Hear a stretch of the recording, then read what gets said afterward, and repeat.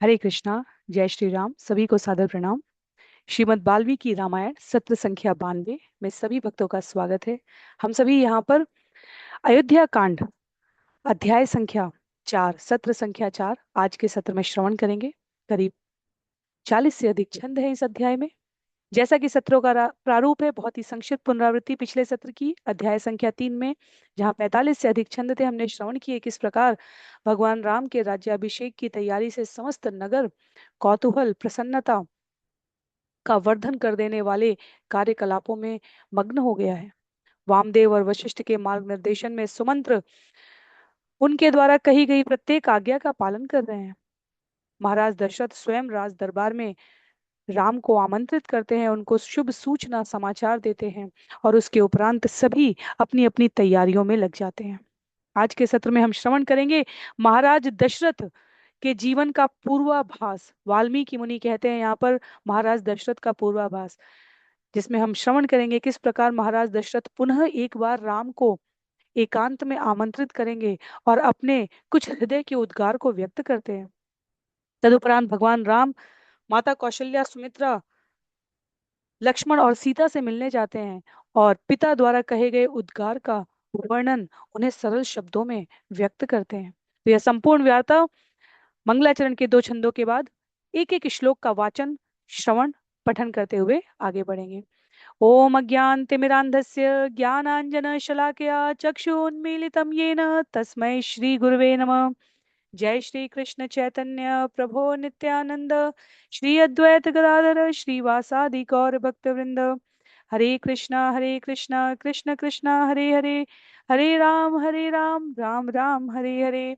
हरे कृष्णा कृष्ण कृष्णा हरे हरे, हरे राम राम राम हरे हरे। आरंभ करते हैं अयोध्या कांड अध्याय संख्या 4 सत्र संख्या 92 में।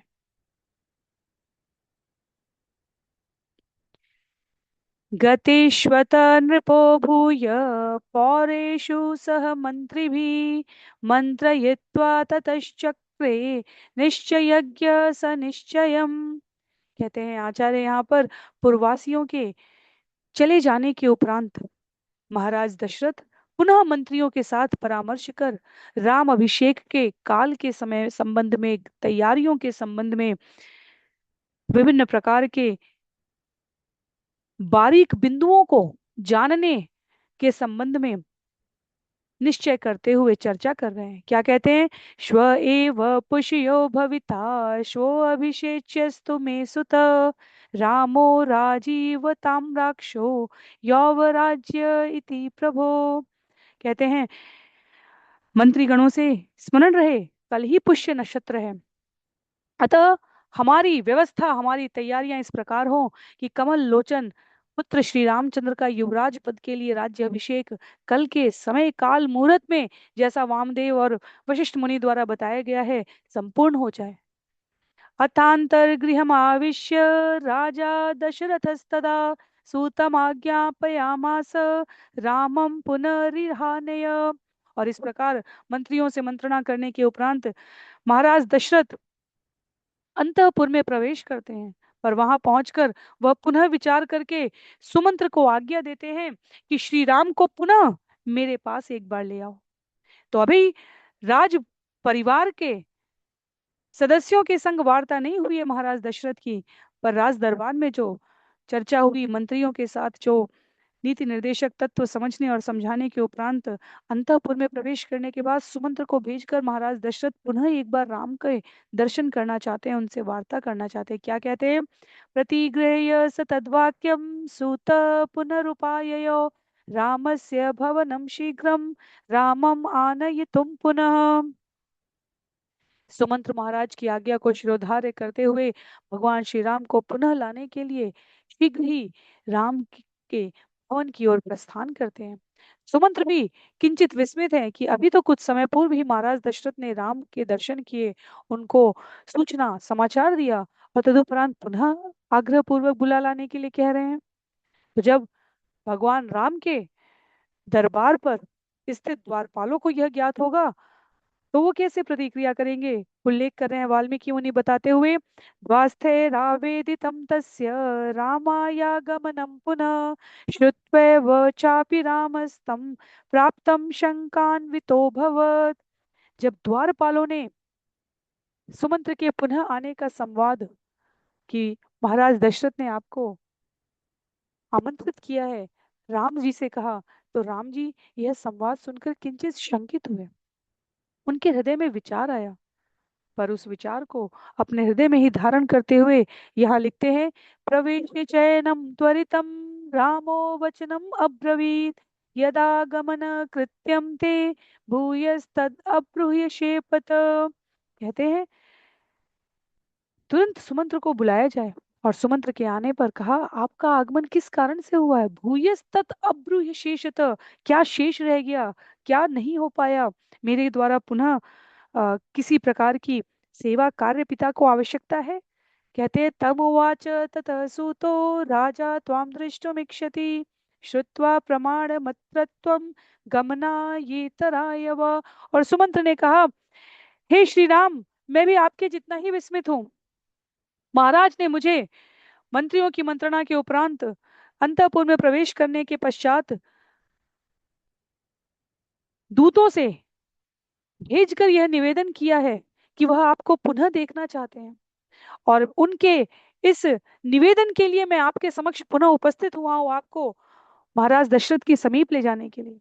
आपको जैसा उचित समझे आप विचार कर मुझे बताएं। इति सूत वच श्रुत्वा रामो अत्वरयान्वित प्रययो राजभवनं पुनर्दृष्टुम नरेश्वरम।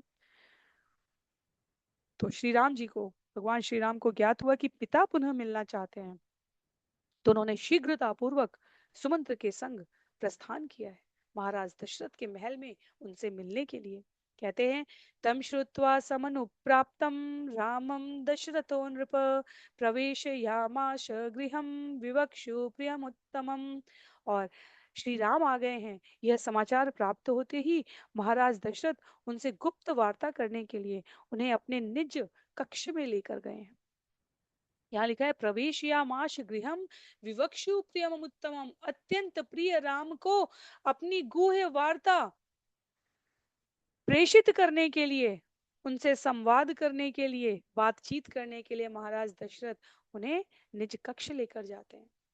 प्रवेशन्नेव च श्रीमान् राघवो भवनं पितु ददर्श पितरं दूरात् प्रणिपत्य कृतांजलि।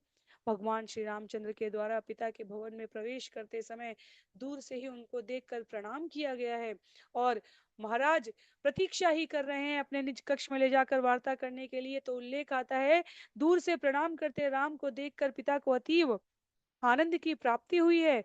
प्रणमं तम समुत्थाप्य तम परिवश्वज भूमि स प्रदिश्य चाश्मे रुचिरम आसनम पुनः अब्रवीत।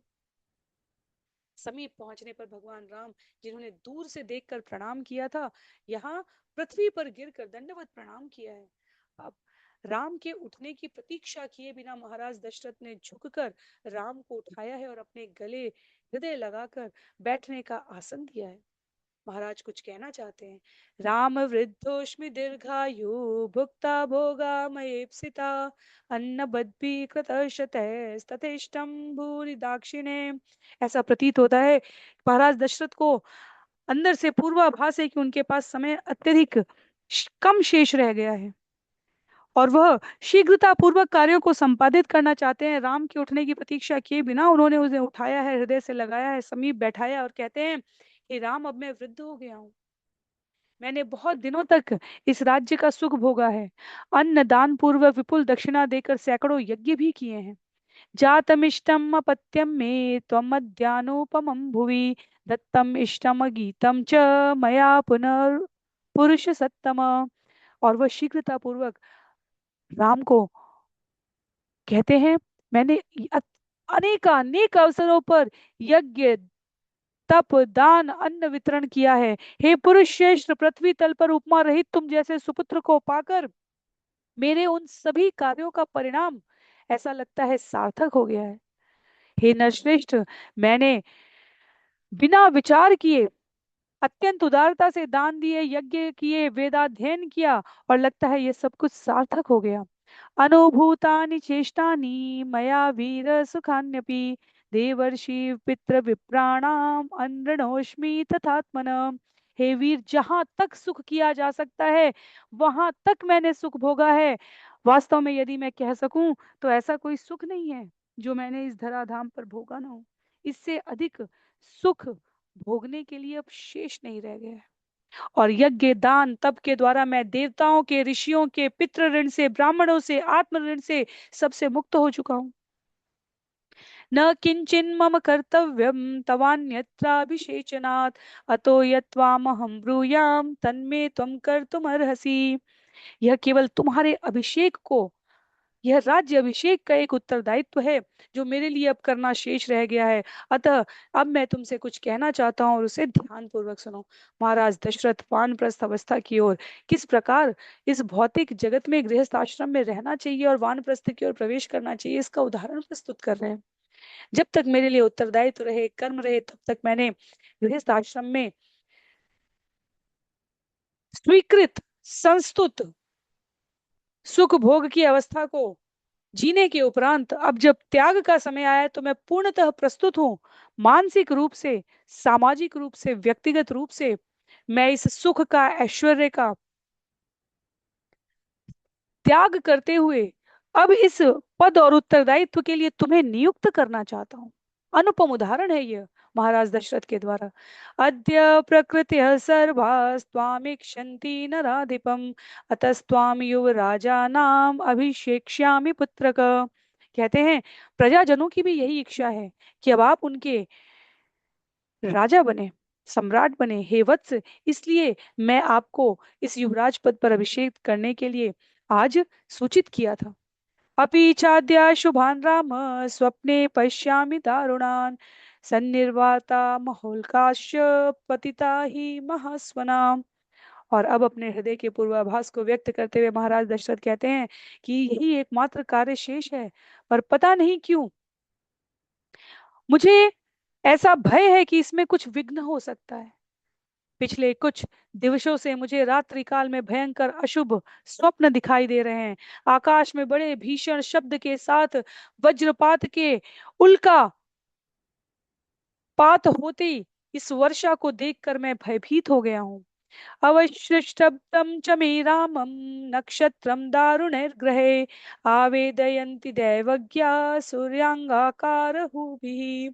तो वह जो नक्षत्रों की गणना में कुशल परिपक्व महाराज दशरथ है वो कहते हैं, वैसे तो मैंने शीघ्रातिशीघ्र पुष्य नक्षत्र का कल अवसर जानकर आपके राज्याभिषेक की सूचना दे दी है, पर यह जो समय काल चल रहा है यह बड़ा अशुभ प्रतीत होता है। मुझे ऐसा लगता है कि सूर्य, मंगल, राहु, यह ज्योतिषियों की गणना के अनुसार मेरे जन्म नक्षत्र में आ गए हैं और उनके परामर्श के अनुसार मेरे जन्म नक्षत्र को इन ग्रहों के दुष्परिणामों ने घेर रखा है। तो कहने का आशय यहाँ पर यह है कि महाराज दशरथ अपने जीवन के उत्तरदायित्व के प्रति अति सतर्क, सचेत रहने वाले धर्मात्मा सज्जन पुरुष हैं। और इस एक कार्य के अतिरिक्त राज्य के राम के राज्य अभिषेक के अतिरिक्त वह सभी प्रकार के सुख भोग, सभी प्रकार के ऋण, सभी प्रकार के सकाम कर्म से अपने आप को मुक्त कर चुके हैं उनके परिणामों के संदर्भ में। तथापि इस एक कार्य के संदर्भ में उन्हें किंचित भय है, उनको दुविधा है, उनको संशय है कि इसमें, इसके पूर्ण होने में कोई ना कोई आपत्ति आ सकती है। कहते हैं मेरे ज्योतिषियों का जन्म नक्षत्र में इन ग्रहों की गणना करने के उपरांत यह निष्कर्ष है कि ऐसा बुरा योग क्या परिणाम देगा।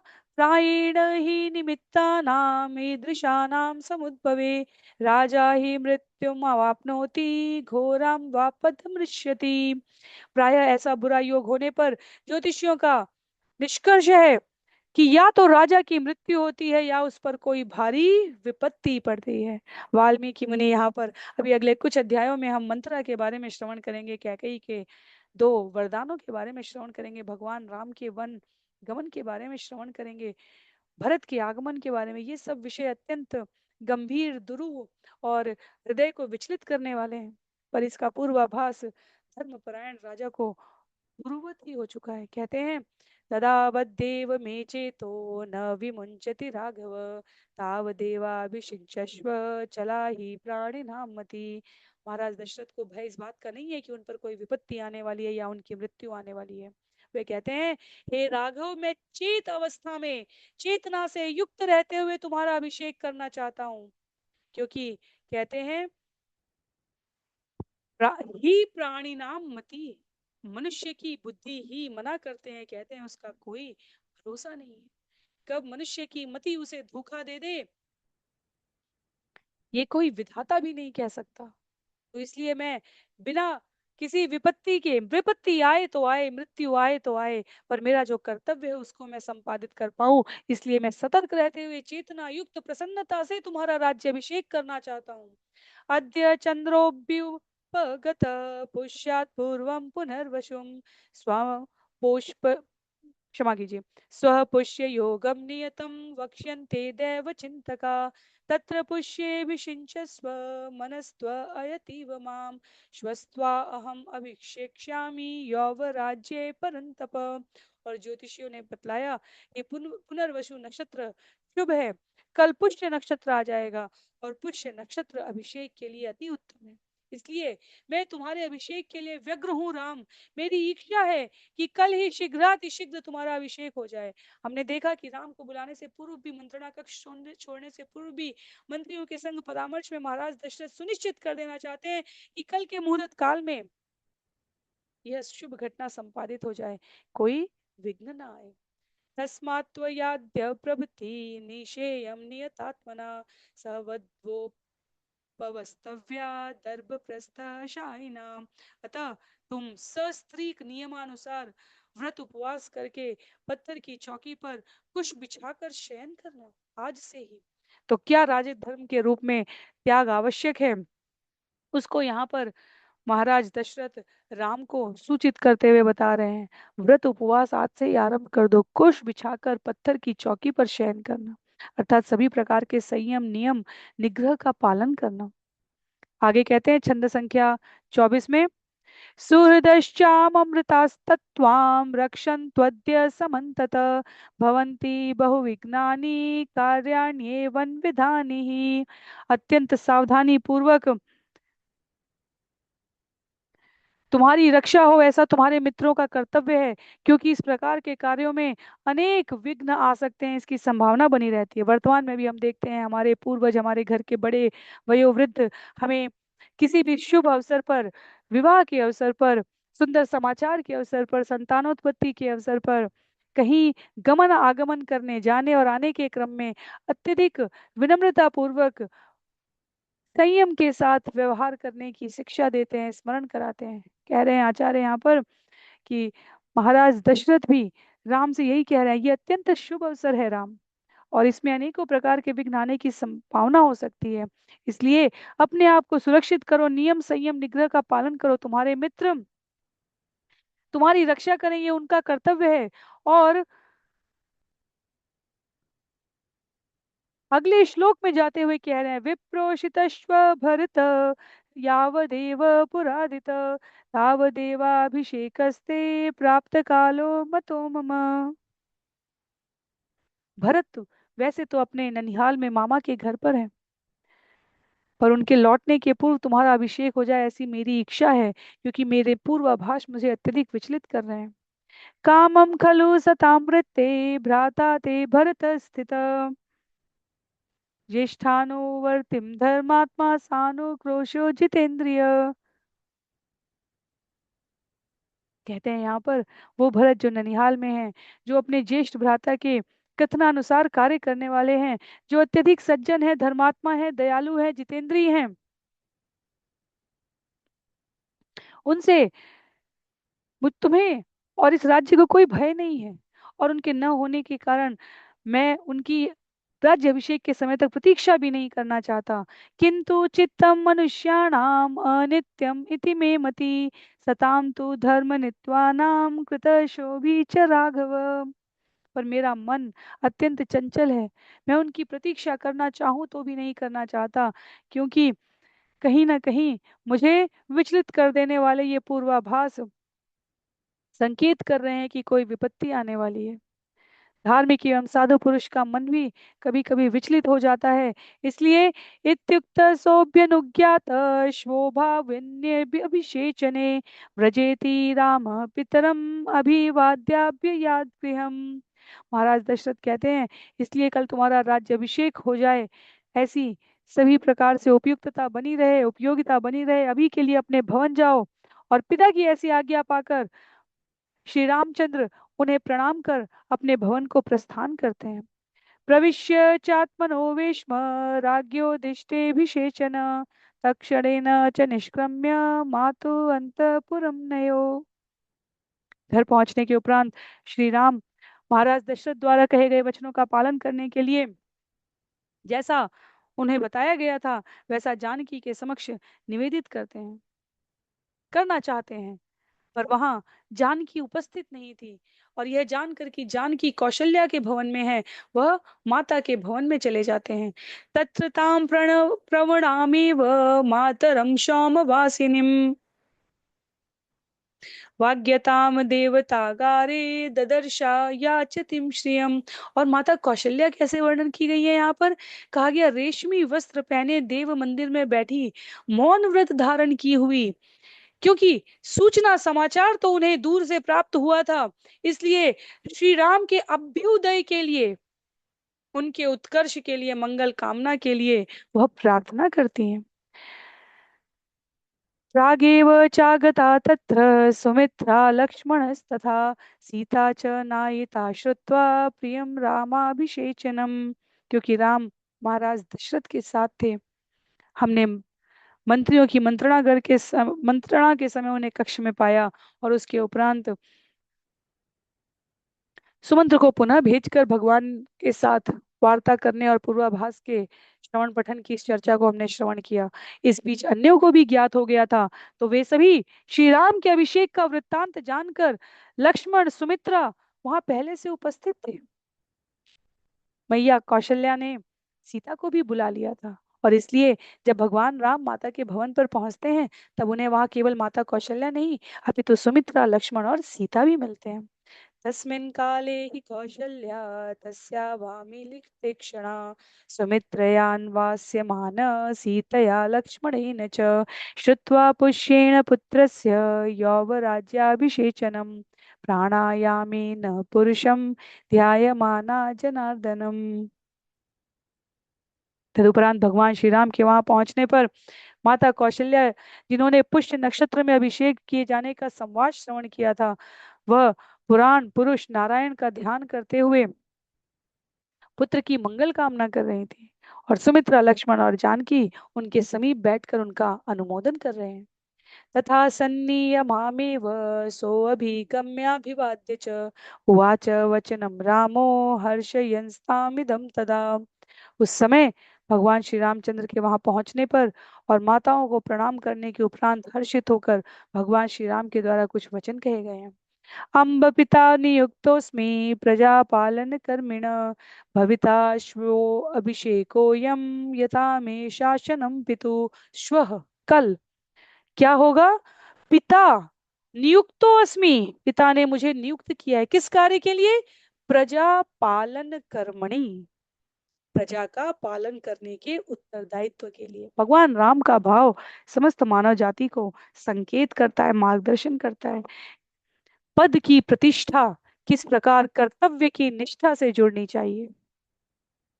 कहते हैं, हे अम्बे, हे माता, प्रजा पालन के कार्य करने की आज्ञा देते हुए पिता ने मुझे राज्य भार ग्रहण करने के लिए कल उत्सव का प्रबंध किया है।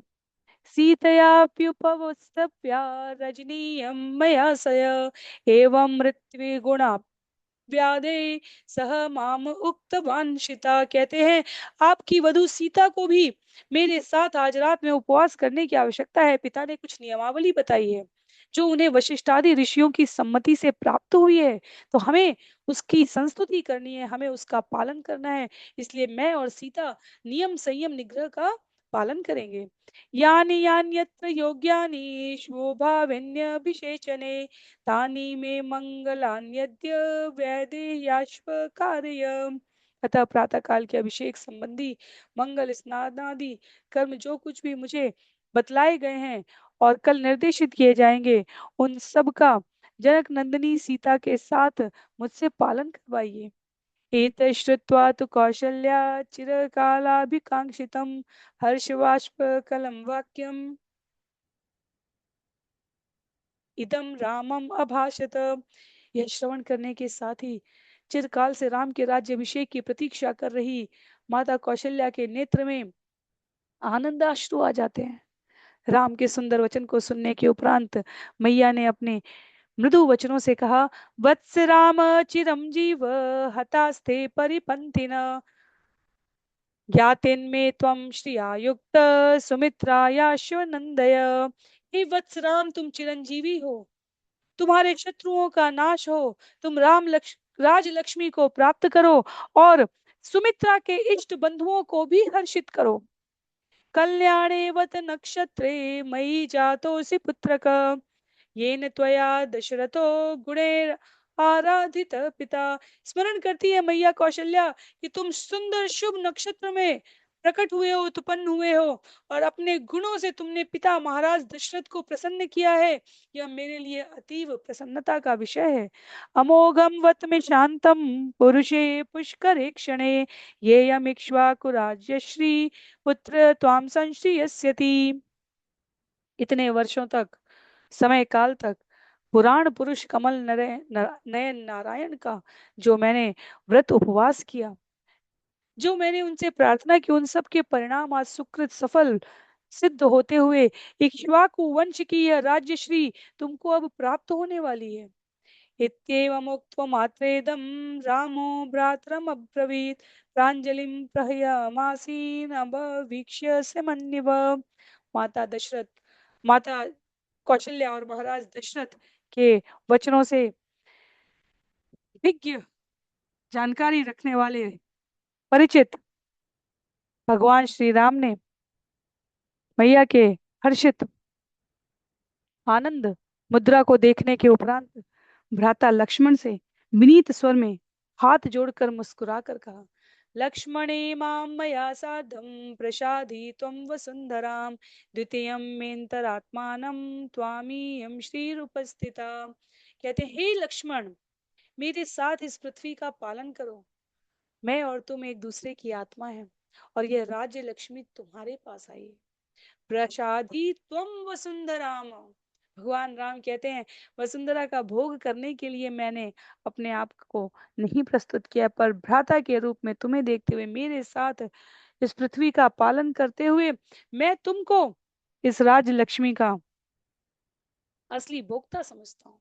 सौमित्रे भुंक्ष्व भोगांस्त्वं इष्टान् राज्य फलानि च जीवितं च हि राज्यं न त्वद् अभिकामये। हे सौमित्रे, तुम यथेष्ट रूप से राज्य फल भोगना, मैं तुम्हारे लिए अपना जीवन और यह राज्य स्वीकार करने के लिए प्रस्तुत हूँ।